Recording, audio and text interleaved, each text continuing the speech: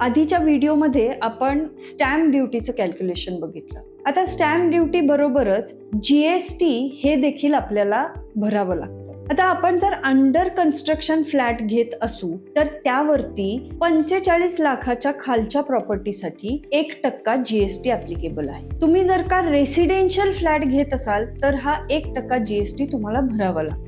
मात्र जर का प्रोजेक्ट कंप्लीट झालेला असेल आणि त्याच्यानंतर तुम्ही तिथे फ्लॅट घेत असाल तर तुम्हाला GSTचं ऍप्लिकेशन होत नाही, म्हणजे काहीच GST तुम्हाला लागत नाही. कुठलाच GST बिल्डरला देखील भरावा लागत नाही. जेव्हा अंडर कन्स्ट्रक्शन शॉप घेता तुम्ही तेव्हा GST तुम्हाला 12 ते 18% ऍप्लिकेबल होतो.